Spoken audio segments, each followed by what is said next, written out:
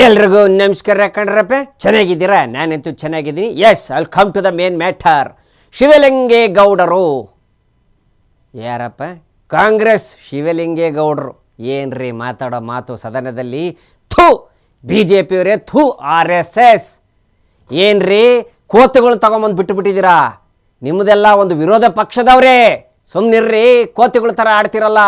ಹೆಂಗಿರಬೇಕು, ಯಾವ ಜಾಗದಲ್ಲಿ ಅನ್ನೋದು ಗೊತ್ತಿಲ್ವಾ ನಿಮಗೆ? ಹಿಂಗೆಲ್ಲ ಮಾಡಿ ಕೋತಿ ಥರ ಆಡಿನೇ ನೀವು RSSನ ಹಾಳು ಮಾಡಾಕ್ಬಿಟ್ರಿ ಅಂತ ಶಿವಲಿಂಗೇಗೌಡರು RSS ಬಗ್ಗೆನೂ ಮಾತಾಡ್ಬಿಟ್ಟಿದ್ದಾರೆ. ಥೂ ನಿಮ್ಮನ್ನು RSS, RSS ಹಿಂಗೆ ಅಂದ್ಬಿಟ್ರು ಕಣಪ್ಪ. ಯಾಕೆ ಹಿಂಗೆ ಅಂದ್ರೋ ಗೊತ್ತಿಲ್ಲ, ಅನ್ನಬಾರ್ದಾಗಿತ್ತು ಅನ್ಸುತ್ತೆ. ಇದು ನಂದವ್ರಿ. ಇನ್ನು ಬಿ ಜೆ ಪಿಯವರು ಕೆಂಡಾಮೆಂಡಲ್ಲ ಆಗ್ಬಿಟ್ರು ಕಣಪ್ಪ. ಈ ಮಾತನ್ನ ಕೇಳ್ಬಿಟ್ಟು ಬಿಡ್ತಾರ ಅವ್ರನ್ನ ರೇಗ್ಸಕ್ಕೆ ಶುರು ಮಾಡಿಬಿಟ್ರು.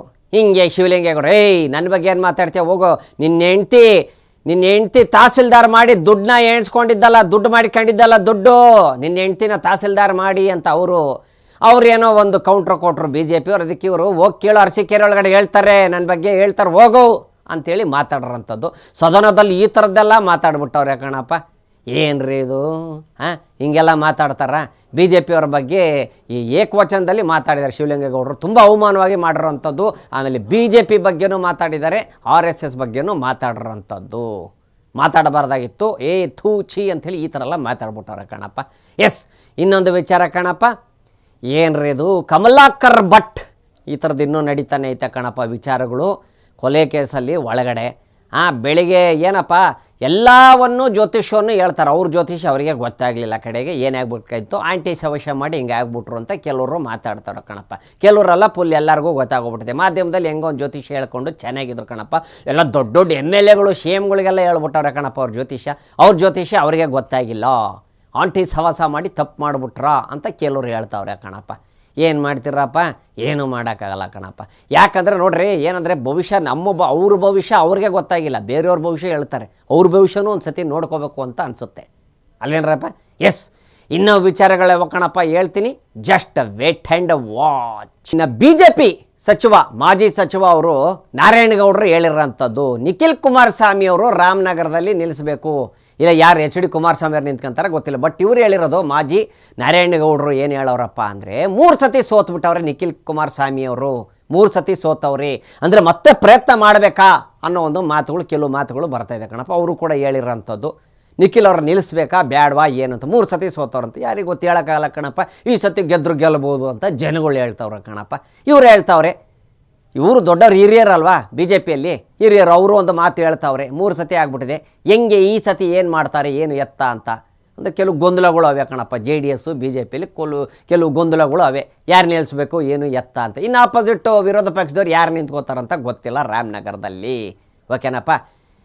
ಡಿ ಕೆ ಅವ್ರ ಬ್ರದರ್ ಸುರೇಶ್ ಅವ್ರು ನಿಂತ್ಕೋಬೋದು. DK ಯಾರು ಒಟ್ಟು ಅವ್ರ ಕಡೆಯಿಂದ ಯಾರೋ ಒಬ್ಬರನ್ನ ನಿಲ್ಲಿಸ್ತಾರೆ, ಒಟ್ಟು ಅವ್ರ ಆಪೋಸಿಟಾಗಿ ಕರೆಕ್ಟಾಗಿ. ಯಾರಪ್ಪ ಹಿಂಗೆ ತಟ್ಕೊಂಡು ನಿಂತ್ಕೋಬೇಕು, ನಿಂತ್ಕೋ ಅಂತ ಹೇಳ್ಬೇಕು, ಅಂಥವ್ರನ್ನ ನಿಲ್ಲಿಸ್ತಾರೆ. ನಿಖಿಲ್ ಕುಮಾರಸ್ವಾಮಿ ಅವ್ರಿಗೆ ಇನ್ನೊಂದು ಅವಕಾಶ ಕೊಡಬೇಕು ಅಂತ ಹೇಳ್ತಾವ್ರೆ ಕಣಪ್ಪ. ಕೆಲವರು ಹೇಳ್ತಾವ್ರೆ, JDSಲ್ಲೂ ಹೇಳ್ತಾವ್ರೆ, BJPಯಲ್ಲಿ ಕೆಲವರು ಓಕೆ ಅಂತಾರೆ, ಕೆಲವರು ಬೇಡ ಅಂತವ್ರೆ. ಏನೋ ಗೊತ್ತಿಲ್ಲ ಕಣಪ್ಪ, ಈಗ ಕಾದು ನೋಡಬೇಕು ಏನಾಗತ್ತೆ ಎತ್ತ ಅಂತ. ರಾಮನಗರದಲ್ಲಿ ಯುದ್ಧ ಅಂತಲೇ ಹೇಳ್ಬೋದು. ಈಗ ನೆಕ್ಸ್ಟ್ ಯುದ್ಧ ಮಹಾಯುದ್ಧ. ಅದು ಮಹಾಯುದ್ಧ ಅಂದರೆ ಮಹಾಯುದ್ಧ ಈ ಸತಿ ರಾಮನಗರದಲ್ಲಿ ಆಗುವಂಥದ್ದು. ಎಸ್, ಇನ್ನೂ ವಿಚಾರಗಳವೇ ಹೇಳ್ತೀನಿ. Just wait and watch. ಇನ್ನು ಅಮೇರಿಕಾ ಟ್ರಂಪ್ ಅವರು ಆಯಿಲು ಟ್ಯಾರಿಫ್ ಪ್ಲ್ಯಾನ್ ಏನು ಮಾಡಿದ್ರು, ಅದು ಟ್ಯಾರಿಫ್ ಇದರಲ್ಲಿ 18% ಇಳಿಕೆ ಮಾಡಿದ್ದಾರೆ. ಇನ್ನು ಮೋದಿಯವರು ಫುಲ್ಲು ಏನಪ್ಪ ಅಂದರೆ, ಕೆಲವರು ಹೇಳ್ತಾರೆ ವಿರೋಧ ಪಕ್ಷದವರು, ಮೋದಿಯವರು ಅವ್ರಿಗೆ ತಲೆ ಬಾಗಿಸ್ಬಿಟ್ಟವ್ರಿ. ಯಾರಿಗೆ? ಟ್ರಂಪ್ ಅವ್ರಿಗೆ ತಲೆ ಬಾಗಿಸ್ಬಿಟ್ಟವ್ರಿ. 18%ಗೆ ಓಕೆ ಮಾಡ್ಕೊಂಬಿಟ್ಟು ಮತ್ತೆ ಫ್ರೆಂಡ್ಶಿಪ್ ಶುರು ಆಗ್ಬಿಟ್ಟದೆ ಇವ್ರದ್ದು ಅಂತ ಹೇಳ್ತಾವ್ರೆ ಕಣಪ್ಪ. ಇನ್ನು ಅದೇ ವಿರೋಧ ಪಕ್ಷದವ್ರು ಗೊತ್ತಲ್ಲ, ಹೇಳ್ತಾರೆ ಮೋದಿಯವರು ಒಪ್ಕೋಬಾರ್ದಾಗಿತ್ತಿದ್ದು ಒಪ್ಕೊಂಬಿಟ್ಟವ್ರಿ ಅಂತೇಳಿ. ಇನ್ನು ರಷ್ಯಾದವರು ಅವರು ಕೂಡ ನಮಗೇನು ಬೇಡ ಅಂತ ಹೇಳಿಲ್ಲ, ಅವರು ಆಯಿಲ್ ಬೇಕು ಅಂತಲೇ ಹೇಳಿದ್ದಾರೆ. ಮೋದಿಯವ್ರು ನಮಗೇನು ಬೇಡ ಗಿಡ ಅಂತ ಏನಿಲ್ಲ. ಬಟ್ ಇನ್ನೂ ರಷ್ಯಾ ಏನಿದೆಯೋ ಅವ್ರ ಜೊತೆ ಕನೆಕ್ಷನಲ್ಲಿ ಇದ್ದೇವ್ರೆ. ಮೋದಿಯವರ ಆಪ್ತ ಮಿತ್ರ ಅಂತಲೂ ಹೇಳ್ಬೋದು ಅವ್ರನ್ನ, ಪುಟಿನ್ ಅವ್ರನ್ನ ಅಲ್ವಾ, ತುಂಬ ಕ್ಲೋಸ್ ಫ್ರೆಂಡ್ಸ್ ಅಂತಲೂ ಹೇಳ್ಬೋದು ಕಣಪ್ಪ. ಎಷ್ಟು ತುಂಬ ಹೊಂದಾಣಿಕೆ ಅವರ ಫ್ರೆಂಡ್ಶಿಪ್ಪಲ್ಲಿ ಅಂತ ಸುಮಾರು ಜನಕ್ಕೆ ಕಂಡು ಬಿದ್ದುಬಿಟ್ಟಿದೆ ಇನ್ನು ಮೋದಿಯವ್ರ ಮೇಲೆ. ಓಕೆನಾ? ಇನ್ನೂ ವಿಚಾರಗಳವೆ ಹೇಳ್ತೀನಿ. ಪಾಕ್ ಪ್ರಧಾನಿ, ಪಾಕ್ ಟೆರರಿಸ್ಟ್ ಕಂಟ್ರಿ ಅಂತ ಏನು ಹೇಳ್ತೀವೋ ನಾವು, ಅವ್ರು ಹೇಳಿರೋಂಥದ್ದು ಈಗ ಪಾಕಿಸ್ತಾನ ಫುಲ್ಲು ಮೇಲೆ ಬರ್ತಾ ಇದೆ. ಈಗ ಮೊನ್ನೆ ಭಾರತದ ಜೊತೆ ಏನು ಯುದ್ಧ ಆಯಿತೋ ಅದೊಂದು ಗೆಲುವು ಸಿಕ್ಕಿದೆ ನಮಗೆ ಅಂತ ಅವ್ರ ಸದನದಲ್ಲಿ ಹೇಳಿರೋಂಥದ್ದು. ಅವ್ರಿಗೊಂದು ಗೆಲುವು ಸಿಕ್ಕಿದೆ ಅಂತ. ಏನೂ ಇಲ್ಲ, ಅಲ್ಲಿ ಗುಂಡುಗಳಿಲ್ಲ, ಗಾಳಿ ಇಲ್ಲ, ಏನೂ ಇಲ್ಲ ಅಂತೇಳಿ ಖಾಲಿ ಮಾಡ್ಕೊಂಡು ಓಡೋಗ್ಬಿಟ್ರು. ಪಾಕಿಸ್ತಾನದವ್ರು ಆರ್ಮಿಯವರೆಲ್ಲ ಕಿತ್ಕೊಂಡು ಓಡೋಗ್ಬಿಟ್ರು. ಗೇಟ್ ಓಪನ್ ಆಗ್ತಾ ಇದ್ದಂಗೆ ನಮ್ಮದು ಭಾರತ ದೇಶದ ಏನು ಓಪನ್ ಆಯ್ತು, ಗೇಟ್ ಹಾಕಿ ಓಪನ್ ಆಗ್ತಾ ಇದ್ದಂಗೆ ಓಡೋಗ್ಬಿಟ್ರು. ಗೊತ್ತವ್ರಿಗೆ ಇನ್ನು ಭಾರತ ದೇಶದ ಆರ್ಮಿಯವ್ರು ಏನಾದರೂ ಬಂದರು ಅಂದ್ರೆ ಯೋಧರು ಇವ್ರ ಕತೆ ಮುಗೀತು ಅಂತ ಗೊತ್ತು, ಓಡೋಗ್ಬಿಟ್ಟವ್ರೆ. ಕರೆಕ್ಟಾ? ಇನ್ನು ಅವ್ರು ಹೇಳ್ತಾ ಇರೋದು ಏನಂದ್ರೆ ಅವರು ಸದನದಲ್ಲಿ ಅವ್ನು ಹೇಳ್ತಾ ಇರೋದು ಹೆಮ್ಮೆಯಿಂದ ನಾವು ಗೆದ್ದಿದ್ದೀವಿ ಅಂತ. ಏನು ಗೆದ್ದಿಲ್ಲ, ಎಲ್ಲ ಕಳ್ಕೊಂಡು ಹಾಳಾಗೋಗ್ಬಿಟ್ಟವ್ರಿ. ಇನ್ನು ಅಲ್ಲಿರೋರೇ ಯೂಟ್ಯೂಬರ್ಸ್ ಅವ್ರು ಹೇಳ್ತಾವ್ರೆ ಪಾಕಿಸ್ತಾನದಲ್ಲಿ ಇವತ್ತು ಇದು ಲಾಸ್ ಆಯಿತು, ಇವತ್ತು ಅದು ಹೋಯ್ತು, ಇವತ್ತು ಟ್ಯಾಂಕರಿಂದ ಇದನ್ನು ಉಡಾಯಿಸಿದ್ರು, ಅದನ್ನು ಉಡಾಯಿಸಿದ್ರು, ಅದು ಹೋಯ್ತು ಇದು ಹೋಯ್ತು ಅಂತ ಹೇಳ್ತಾರೆ ಯೂಟ್ಯೂಬರ್ಸ್. ಯೂಟ್ಯೂಬರ್ಸೇ ಹೇಳ್ತಾರೆ ಪಾಕಿಸ್ತಾನದಲ್ಲಿ.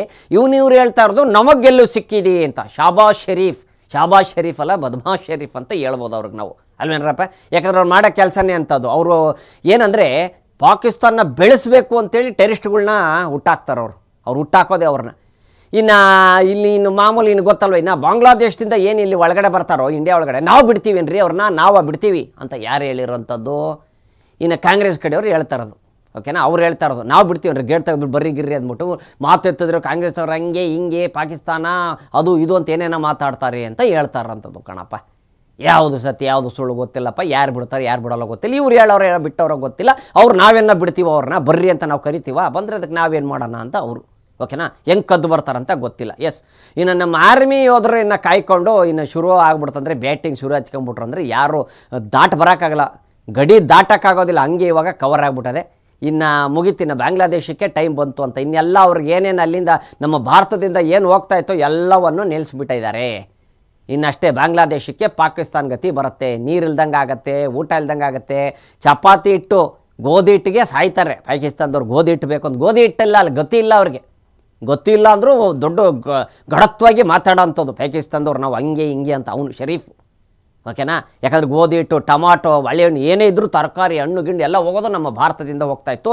ಎಲ್ಲವನ್ನು ನಿಲ್ಲಿಸ್ತಾರೆ. ಈಗ ಬಾಂಗ್ಲಾದೇಶಕ್ಕೆ ಅದೇ ಗತಿ ಬರುತ್ತೆ ನೆಕ್ಸ್ಟ್ ಇನ್ನು ಫ್ಯೂಚರಲ್ಲಿ. ಓಕೆನ್ರಪ್ಪ? ಮುಗೀತು ಕತೆ ಅಂತ ತಿಳ್ಕೊಳ್ಳಿ. ಎಸ್, ಇನ್ನೂ ವಿಚಾರಗಳಿವೆ ಕಣಪ್ಪ, ಜಸ್ಟ್ ವೇಟ್ ಆ್ಯಂಡ್ ವಾಚ್ ಹೇಳ್ತೀನಿ. ಇನ್ನು ಶಿವಲಿಂಗೇಗೌಡರು ಏನು ಸದನದಲ್ಲಿ ಏನು ಮಾತಾಡಿದ್ರು ಇವತ್ತು, ಅದ್ರ ಬಗ್ಗೆ ಕಿರಿಕಾಡಿರೋದು BJP ಅಂತವ್ರು. ಶರಣು ಸಾಲಿಗಾರ್ ಅವರು ಹೇಳಿರೋಂಥದ್ದು ರಾಜೀನಾಮೆ ಕೊಡಬೇಕು ಅರಸೀಕೆರೆ ಮೇಲೆ ಅವರು ರಾಜೀನಾಮೆ ಕೊಡಬೇಕು. ಮಾತಾಡೋಂಥ ಮಾತು ನೆಟ್ಟಗೆ ಮಾತಾಡಬೇಕು. ಹಿರಿಯರವರು, ನಾವೊಂದು ಗೌರವ ಕೊಡ್ತೀವಿ ಅವ್ರಿಗೆ, ಆದರೆ ಅವ್ರು ಮಾತಾಡ್ರೋಂಥ ಮಾತು ಸರಿ ಇಲ್ಲ. ಇವತ್ತು BJP ವಿರುದ್ಧವಾಗಿ ಮಾತಾಡಲಿ ಬೇಡ ಅನ್ನಲ್ಲ, ಹೆಂಗೆ ಮಾತಾಡಬೇಕು ಹಿರಿಯರು ಹಂಗೆ ಮಾತಾಡಬೇಕು. ಅದನ್ನು ಬಿಟ್ಟು ಥೂಚಿ ಅಂತೇಳಿ ಈ ಥರದ್ದೆಲ್ಲ ಮಾತಾಡಿರೋದು ನಮ್ಮ ಮನಸ್ಸಿಗೆ ನೋವಾಗಿದೆ. ಸೊ ಹಿಂಗಾಗಿ ನಾವು ಹೋರಾಟ ಮಾಡ್ತೀವಿ. ಅವರು ರಾಜೀನಾಮೆ ಕೊಡಬೇಕು ಶಿವಲಿಂಗೇಗೌಡರು ಅಂತೇಳಿ ಇನ್ನು ಇವ್ರು ಹೇಳಿರೋಂಥದ್ದು ಕಣಪ್ಪ. ಶರಣ್ ಸಾಲಿಗಾರ್ ಅವರು ಹೇಳಿರೋಂಥದ್ದು. ಸರಿಯಾಗಿ ಮಾತಾಡಿಲ್ಲ ಹಿರಿಯರು, ಅವ್ರಿಗೊಂದು ಗೌರವ ಇತ್ತು, ಬಟ್ ಮಾತಾಡೋ ರೀತಿ ಸರಿ ಹೋಗಿಲ್ಲ ಅಂತ ಹೇಳೋರೆ ಕಣಪ್ಪ. ಎಸ್, ಇನ್ನು ವಿಚಾರಗಳಿವೆ ಕಣಪ್ಪ, ಹೇಳ್ತೀನಿ. Just wait and watch. ಇನ್ನು ರಾಹುಲ್ ಗಾಂಧಿ ಅವರು ಸದನದಲ್ಲಿ ದೆಹಲಿಯಲ್ಲಿ ಹೇಳಿರೋದಂಥದ್ದಪ್ಪ, ಸಭೆಯಲ್ಲಿ ಹೇಳಿರೋಂಥದ್ದು ಏನು ಹೇಳವ್ರೆ? ನರೇಂದ್ರ ಮೋದಿ ಅವರು ಇವತ್ತೇನಾದರೂ ಸಭೆಗೆ ಬಂದುಬಿಟ್ರೆ, ಸದನದಲ್ಲಿ ಏನು ಬಂದುಬಿಟ್ರೆ, ನಾನು ನರವಾಣಿ ಅವರ ಬುಕ್ಕನ್ನು ಕೊಡ್ತೀನಿ ಅವ್ರಿಗೆ. ನರವಾಣಿ ಅವರು ಜೀವನ ಚರಿತ್ರೆ ಏನು ಬರೆದಿದ್ದಾರೋ ಆ ಬುಕ್ನೇ ಅವ್ರ ಕೈ ಕೊಟ್ಟುಬಿಡ್ತೀನಿ ಅಂತ ಹೇಳಿದ್ರಂತೆ. ಇವಾಗ ಅವ್ರು ಹೇಳ್ತಾವ್ರೆ, ಇಲ್ಲ ಅವರ ಜೀವನ ಚರಿತ್ರೆ ಬಗ್ಗೆ ನಾನು ಹೇಳ್ತಾ ಇದ್ದೀನಿ ಅಂತ ಹೇಳ್ತಾ ಇದ್ರಂತೆ. ಅದು ಮೋದಿ ಅವರಿಗೆ ಚಾಲೆಂಜ್ ಹಾಕಿದ್ರು. ಇವತ್ತು ಬರೋದಿಲ್ಲ, ಅವರು ಬರಲ್ಲ, ಅವ್ರಿಗೆ ಭಯ ಆಗಿದೆ ಅಂತ. ಯಾಕಂದರೆ ಇವ್ರು ಮಾತಾಡೋ ಮಾತಿಗೆ ಮೋದಿಯವರಿಗೆ ಭಯ ಆಗಿದೆ ಅಂತ ರಾಹುಲ್ ಗಾಂಧಿ ಅವರು ಹೇಳಿದ್ರಂತೆ. ಸೊ ಆಮೇಲೆ ನೋಡಿದ್ರೆ ಅದು ನರವಾಣಿ ಅವರ ಬುಕ್ಕನ್ನು ಕೊಡ್ತೀನಿ ನಾನು ಅವ್ರಿಗೆ. ಜೀವನ ಚರಿತ್ರೆ ಏನು ಬರೆದಿದ್ದಾರೋ ನರವಾಣಿ ಅವರು, ಆ ಬುಕ್ಕನ್ನು ಅವ್ರಿಗೆ ಕೊಟ್ಟುಬಿಡ್ತೀನಿ, ಅವ್ರು ಬರಲಿ ಇವತ್ತು ನೋಡೋಣ ಅಂತ ಹೇಳಿದ್ರಲ್ಲ. ಅವ್ರು ಜೀವನ ಚರಿತ್ರೆ ನೋಡಲಿ ಮೋದಿಯವರು ಅಂತ ಹೇಳಿರೋಂಥದ್ದು. ಇನ್ನು ಮೋದಿಯವ್ರು ಬಂದೇ ಬಂದ್ಬಿಟ್ರು ಕಣಪ್ಪ. ಸೊ ಅವಾಗ ಇವರು ಹಿಂಗೆ ಅದನ್ನು ಹಿಂಗೆ ಹೇಳಿ ಹಂಗೆ ಹೇಳ್ಬಿಟ್ರು ಕಣಪ್ಪ. ಏನಿಲ್ಲ, ಅವ್ರ ಚರಿತ್ರೆನ ಎಲ್ಲರಿಗೂ ತಿಳಿಸ್ಬೇಕಂತ ಈ ಬುಕ್ಕನ್ನು ನಾನು ಪ್ರದರ್ಶನ ಮಾಡ್ತಿದ್ದೀನಿ, ಎಲ್ರಿಗೂ ತೋರಿಸ್ತಾ ಇದ್ದೀನಿ. ಇದ್ರ ಬಗ್ಗೆ ಮೋದಿಯವರು ಹೆದರ್ಕೊಂಡ್ಬಿಟ್ಟಿದ್ದಾರೆ. ಮೋದಿಯವ್ರಿಗೆ ತುಂಬ ಭಯ ಆಗಿಬಿಟ್ಟಿದೆ. ಯಾಕೆ ಅಂದರೆ ಕಾರಣ ಹೇಳ್ತೀನಿ. ಟ್ರೇಡ್ ಡೀಲಿಂಗ್ ಮಾಡಿದ್ರು 4 ದಿವಸದಿಂದ.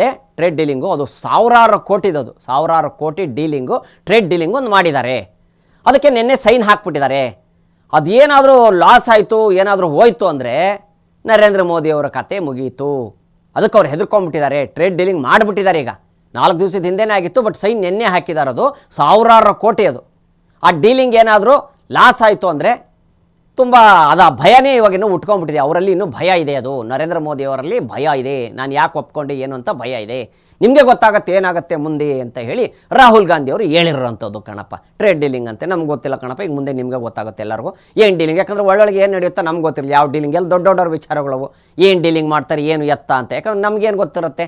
ಪ್ರಧಾನಮಂತ್ರಿ ಮೋದಿಯವರು, ಎಸ್ ನಮ್ಮ ಭಾರತದ ಪ್ರಧಾನಮಂತ್ರಿ ಮೋದಿಯವರು ಏನು ಮಾಡಿದ್ರು ಒಳ್ಳೇದು ಮಾಡ್ತಾರಂತ ಜನಕ್ಕೆ ನಂಬಿಕೆ ಇದೆ. ಆದರೆ ಇಲ್ಲಿ ರಾಹುಲ್ ಗಾಂಧಿ ಅವರು ಹೇಳ್ತಾ ಇರೋಂಥದ್ದು, ಅವರು ಮಾಡಿರೋ ಅಂಥದ್ದು ಸಾವಿರಾರು ಕೋಟಿ ಬಾಳೋಂಥದ್ದು ಟ್ರೇಡಿಂಗ್ ಡೀಲು. ಏನಾಗುತ್ತೆ ಏನೋ ಗೊತ್ತಿಲ್ಲ, ಅವ್ರಿಗೀಗ ಭಯ ಆಗಿದೆ. ಟ್ರೇಡ್ ಡೀಲಿಂಗ್ ಸೈನ್ ಬೇರೆ ಮಾಡಿಬಿಟ್ಟಿದ್ದಾರೆ ಅಂತ ಹೇಳ್ತಾವ್ರೆ ಕಣಪ್ಪ. ಗೊತ್ತಾಗುತ್ತೆ ಕಣಪ್ಪ ವಿಚಾರ ಏನು ಎತ್ತ ಅಂತ. ಇನ್ನು ಆರ್ ಅಶೋಕ್ ಸಾಹೇಬ್ರಿಗೂ ಮತ್ತು ಕಾಂಗ್ರೆಸ್ MLAಗಳಿಗೆ ಎಲ್ರಿಗೂ ಒಂದು ಕಿರಿಗಾಗೋದು ಕಣಪ್ಪ. ಏನಂದರೆ ಆರ್ ಅಶೋಕ್ ಸಾಹೇಬ್ರಿಗೆ ಮಾತಾಡೋಕ್ಕೆ ಬಿಡ್ತಾಯಿಲ್ಲ ಕಣಪ್ಪ, ಮಾತಾಡಬೇಡಿ ನೀವು ಅಂತ. ಆದರೆ ನಾನು ಸರ್ಕಾರಕ್ಕೆ ಆಜ್ಞೆ ಮಾಡ್ತೀನಿ, ದಯವಿಟ್ಟು ಇದ್ರ ಬಗ್ಗೆ ಕ್ರಮ ತಗೋಬೇಕು ಅಂತ ಹೇಳಿದ್ರೆ. ಆದರೆ ಕಾಂಗ್ರೆಸ್ MLAಗಳೆಲ್ಲ ನೀವು ಕುಮ್ಮತ್ತು ಕೊಡ್ತಾ ಇದ್ದೀರಾ ಇದಕ್ಕೆಲ್ಲ. ನೀವು ಏನು ಮಾತಾಡಬಾರ್ದಲ್ಲ ಮಾತಾಡ್ತಾ ಇದ್ದೀರಾ ನಮ್ಮ ಸರ್ಕಾರದ ಬಗ್ಗೆ ಅಂತ. ಒಟ್ಟು ಏನು ಮಾತಾಡೋಕ್ಕೆ ಬಿಟ್ಟಿಲ್ಲ. ನಾನು ಆಗ್ರಹಿಸ್ತೇನೆ, ಒಟ್ಟು ನಂದು ಇದು ಕೊನೆ. ನಾನು ಏನು ಹೇಳ್ತಾ ಇದ್ದೀನಿ ಅಂದರೆ, ನನಗೆ ಆ ಸರ್ಕಾರದ ಮೇಲೆ ಏನು ನಾವು ಒತ್ತಡವನ್ನು ಹಾಕ್ತಾ ಇದ್ದೀವೋ ಆ ಕೆಲಸವನ್ನು ಮಾಡಿಕೊಡಬೇಕು. ಓಕೆನಾ? ಒಟ್ಟು ಏನು ಕೆಲಸ ಮಾತಾಡೋಕ್ಕೆ ಬಿಡ್ತಾಯಿಲ್ಲ ಕಣಪ್ಪ. ಸದನದಲ್ಲಿ ಏನು ವಿಚಾರ ಎತ್ತ ಅಂತಲೂ ಹೇಳಕ್ಕೆ ಬಿಡ್ತಾಯಿಲ್ಲ. ಅದು ಅವ್ರವ್ರಿಗೆ ಗೊತ್ತಿರುತ್ತೆ ಕಣಪ್ಪ. ಒಳಗೆ ಏನು ನಡೀತಾ ಇರುತ್ತೆ. ಕಾಂಗ್ರೆಸ್ ಅವ್ರಿಗೆ BJP ಅವ್ರಿಗೆ ಗೊತ್ತಿರುತ್ತೆ, BJP ಅವ್ರು ಕಾಂಗ್ರೆಸ್ ಅವ್ರ ವಿಚಾರ ಗೊತ್ತಿರುತ್ತೆ. ಹೊರಗೆ ಬರೋಕ್ಕೆ ಬಿಡ್ತಾಯಿಲ್ಲ, ಕೂಗಾಡೋಕ್ಕೆ ಶುರು ಮಾಡಿಬಿಟ್ಟವ್ರಿ. ಆರ್ ಅಶೋಕ್ ಸಾಹೇಬರು ಬಾಯಪ್ಪ ಕೂತ್ಕೊಂಡೇ ಬಿಟ್ರು. ಓಕೆನಾ? ಎಸ್, ಇನ್ನೂ ವಿಚಾರಗಳಿವೆ ಕಣಪ್ಪ. ಇನ್ನು ಇನ್ನೂ ವಿಚಾರಗಳು ಹೇಳ್ತೀನಿ, ಜಸ್ಟ್ ವೇಟ್ ಆ್ಯಂಡ್ ವಾಚ್. ಶಿವಲಿಂಗೇಗೌಡರು ಮೋಸ ಮಾಡಿದ್ದಾರೆ ದೇವೇಗೌಡರಿಗೆ, ಬೆನ್ನಿಗೆ ಚೂರು ಹಾಕೋ ಕೆಲಸ ಮಾಡಿದ್ದಾರೆ ಅಂತ ಹೇಳೋ ಅರ್ಥ. ಏನಪ್ಪ ಅಂದರೆ JDS ಅಲ್ಲಿದ್ದರು, ಅವಾಗ ಈಗಲೇ ಕಾಂಗ್ರೆಸ್ಗೆ ಹೋಗ್ಬಿಟ್ಟವ್ರಿ. ನಾವು ಯಾವತ್ತು ಅವ್ರ ಹೆಂಡತಿ ಮಗಳ ಬಗ್ಗೆ ವಿಚಾರ ಆಗಲಿ ಫ್ಯಾಮಿಲಿ ಬಗ್ಗೆ ಮಾತಾಡಿಲ್ಲ. ಆದರೆ ಶಿವಲಿಂಗೇಗೌಡರು ಇವ್ರ ಹೆಂಡತಿ ಹಂಗಾಗಿದ್ರು, ಇವರು ದುಡ್ಡನ್ನ ಮಾಡಿದ್ರು, ಅದು ಇದು ಅಂತ ಈ ಥರ ಎಲ್ಲ ಮಾತಾಡ್ತಾವ್ರಿ. ಅವ್ರು ಶಿವಲಿಂಗೇಗೌಡರು ಏನು ಮೋಸ ಮಾಡಿದ್ರು ಅದನ್ನು ಹೇಳಿ ಅಂತ ಕಾಂಗ್ರೆಸ್ MLAಗಳು ಎದ್ದು ನಿಂತುಬಿಟ್ರು ಕಣಪ್ಪ. ಆರ್ ಅಶೋಕ್ ಸಾಹೇಬ್ರಿಗೆ ಎದುರಾಗಿ ನಿಂತ್ಕೊಂಡ್ಬಿಟ್ರು ವಿರೋಧ ಪಾರ್ಟಿಗಳು. ಏನಪ್ಪ ಏನು ಮೋಸ ಮಾಡಿದ್ರು ಶಿವಲಿಂಗೇಗೌಡರು ಹೇಳಿ ಅಂತ. ಅದಕ್ಕೆ ಇವ್ರು ಹೇಳ್ತಾ ಇದ್ದಾರೆ, ಮೋಸದ್ದು ಎಲ್ಲ ಗೊತ್ತಿರೋಂಥ ವಿಚಾರ. ಅಂದರೆ JDS ಅಲ್ಲಿದ್ದರು, ಅಲ್ಲಿಂದ ಅವ್ರು ಕಾಂಗ್ರೆಸ್ಗೆ ಹೋದರು. ಮೋಸ ಮಾಡಿದ್ದಾರೆ ದೇವೇಗೌಡರಿಗೆ. ಆದ್ರೆ ನಾವು ಯಾರು ಹೆಂಡ್ತಿ ಮಕ್ಕಳು ವಿಚಾರ ಮಾತಾಡ್ತಲ್ಲ. ಆದರೆ ಅವರು ನಿನ್ನ ಹೆಂಡ್ತಿ ತಹಸೀಲ್ದಾರ್ ಆಗಿರ್ಲು, ದುಡ್ಡು ಮಾಡಿದ್ರು, ಅದು ಇದು ಅಂತೆಲ್ಲ ಹೇಳ್ತಾ ಇದ್ದಾರೆ. ಇವೆಲ್ಲ ಮಾತಾಡೋ ಮಾತುಗಳೇ ಅಲ್ಲ. ನಾವು ಬೆನ್ನಿಗೆ ಚೂರಿ ಹಾಕಿರೋ ವಿಚಾರ ಮಾತಾಡ್ತಾ ಇದ್ದೀವಿ. ಇಲ್ಲಿದ್ದವ್ರ ಪಕ್ಷದಿಂದ ಇನ್ನೊಂದು ಪಕ್ಷಕ್ಕೆ ಹೋದ್ರೆ ಶಿವಲಿಂಗೇಗೌಡರು ಆ ವಿಚಾರನ ಮಾತಾಡ್ತಾ ಇದ್ದೀವಿ ಅಂತ ಹೇಳಿದ್ರು ಕಣಪ್ಪ. ಎಸ್, ಇನ್ನು ಇವತ್ತಿನ ವಿಚಾರ ಎಷ್ಟಾಗಿತ್ತು ಕಣಪ್ಪ. ಇನ್ನೂ ವಿಚಾರ ಅವೇ ಕಣಪ್ಪ. ಬಟ್ ಅದೇ ಹೇಳ್ಬೇಕಲ್ಲಪ್ಪ, ಶಾಂತಿ ಕ್ರಾಂತಿ ಆಗ್ಬಿಡೋದೆ ಅಂತ. ಕಾಂಗ್ರೆಸ್ಸಲ್ಲಿ ಫುಲ್ಲು ಶಾಂತಿ, ಇವಾಗ ಕ್ರಾಂತಿ ಇದ್ದಿದ್ದು ಶಾಂತಿ ಆಗ್ಬಿಡ್ತು. ಈಗ DK ಸಾಹೇಬರು CM ಆಗಬೇಕಾಗಿತ್ತು, ಗೊತ್ತಿಲ್ಲ ಕಣಪ್ಪ. ಒಟ್ಟು ಒಳಗೆ ಒಟ್ಟು ನನ್ನ ಹತ್ರ 149 ಜನ ಶಾಸಕರು ನನ್ನ ಬೆಂಬಲಕ್ಕೆ ನಿಂತಿದ್ದಾರೆ. ಅದು ಯಾರೋ ನಮ್ಮ CM ಸಾಹೇಬರು ಸೇರಿ ಸಿದ್ದರಾಮಯ್ಯ ಸಾಹೇಬರು ನನ್ನ ಬೆಂಬಲಕ್ಕೆ ನಿಂತಿದ್ದಾರೆ. ಆದರೆ ಹಂಗಾರೆ ಈಗ ಗ್ರೀನ್ ಸಿಗ್ನಲ್ಗೋಸ್ಕರ ಕಾಯ್ತಾ ಇದ್ದಾರಾ ಅಂತ ನೋಡಬೇಕು ಕಣಪ್ಪ. ಗ್ರೀನ್ ಸಿಗ್ನಲ್ಗೆ ಏನಾದರೂ ಕಾಯ್ತಾ ಇದ್ದಾರಾ? ಹಸಿರು ಬಾವುಟ ಏನಾದ್ರು ಹಿಂಗೆ ಆರಿಸ್ಬಿಟ್ರು ಅಂದರೆ CM ಆಗ್ಬಿಡ್ತಾರೆ DK ಸಾಹೇಬರು. ಅಂದರೆ ಶಾಂತಿ ಆಗಿಲ್ಲ, ಒಳಗಡೆ ಇನ್ನೂ ಲೈಟಾಗಿ ಕ್ರಾಂತಿ ಇದೆ, ಹೊರಗಡೆ ಬರ್ತಾ ಇಲ್ಲ ಅಂಥೇಳಿ BJP ಕೆಲವು ಜನ ಹೇಳ್ತಾ ಇರೋಂಥ ವಿಚಾರ. ಆದರೆ ನಮಗೂ ಸಂತೋಷ ಅಂತ ಹೇಳ್ತಾ ಇದ್ದಾರೆ. ಇನ್ನು ಕಾಲಕ್ಕೆ ಕಾಲ ಬರಲಿ, ಅದು ಉತ್ತರ ಕೊಡುತ್ತೆ ಅಂತ DK ಸಾಹೇಬರು ಹೇಳಿದರು. ಆ ಕಾಲ ಯಾವಾಗ ಬರುತ್ತೆ ಅಂತ BJP ಅವ್ರು ಕಾಯ್ತಾ ಇದ್ದಾರೆ. ಎಲ್ಲರೂ ಕಾಯ್ತವ್ರು ಕಣಪ್ಪ, ಇಡೀ ಕರ್ನಾಟಕ ಕಾಯ್ತಾ ಇದೆ ಕಾಲ ಯಾವಾಗ ಬರುತ್ತೆ ಅಂತ. DK ಸಾಹೇಬ್ರನ್ನ CM ಆಗಿ ನೋಡಬೇಕು ಅಂತೇಳಿ ಅಭಿಮಾನಿ ದೇವರುಗಳು ಅವ್ರನ್ನ ಪ್ರೀತಿಸೋರು ಕಾಯ್ತಾ ಇದ್ದಾರೆ. ಓಕೆನಾ? ಎಸ್, ಇನ್ನು ಇವತ್ತಿನ ವಿಚಾರ ಇಷ್ಟ ಆಗಿತ್ತು ಕಣಪ್ಪ. ವಿಚಾರಗಳಿಗೆ ಏನು ಕಡಿಮೆ, ಸುದ್ದಿಗಳಿಗೆ ಏನು ಕಡಿಮೆ, ಕರ್ನಾಟಕದಲ್ಲಿ ಸಿಗ್ತಾನೆ ಇರ್ತವೆ. ತೊಗೊಂಬರ್ತೀನಿ ನಿಮ್ಮ ಮುಂದೆ. ಕಣ್ಣಿಂದ ನೋಡಿದ್ದು, ಕಿವಿಯಿಂದ ಕೇಳಿದ್ದು ಮಾತ್ರ ನಾವು ಹೇಳ್ತೀವಿ ಪೊಲಿಟಿಕ್ ಮಸಾಲ ದೋಸೆಲಿ. ಇವತ್ತು ಯಾರ್ಯಾರು ನೋಡಿದ್ರು ಎಲ್ಲ ಅನ್ನೋದತ್ರಗೂ ಧನ್ಯವಾದಗಳು. ಮತ್ತೆ ಸುದ್ದಿಗಳು ಹೋಗ್ಬರ್ತೀನಿ ಕಣ್ರಪ್ಪ. ಶೇಂಬುಲಿಂಗ ಹೋಗ್ಬರ್ತೀನಿ ಕಣ್ರಪ್ಪ. ನಿಮ್ಮೆಲ್ಲರ ಓಟು ಯಾರಿಗೆ? ಪೊಲಿಟಿಕಲ್ ಮಸಾಲೆ ದೋಸೆಗೆ. ನಿಮ್ಮೆಲ್ಲರ ಓಟು ಯಾರಿಗೆ? ಪೊಲಿಟಿಕ್ ಮಸಾಲೆ ದೋಸೆಗೆ. ಎಟ್ಲೆ ಕಾರಣ ವಿಧಾನಸೌಧಕ್ಕೆ ಹೋಗ್ಬೇಕು. ಸದನದಲ್ಲಿ ಫುಲ್ಲು ಸದ್ದು ಮೇಲೆ ಸದ್ದಾಗ್ತಾ ಇದೆ ಕಣ್ಲ. ಬರ್ತೀನಿ ಕಣ್ರಪ್ಪ. ಶೇಂಬುಲಿಂಗ ಎಟ್ಲೆ ಕಾರಣ.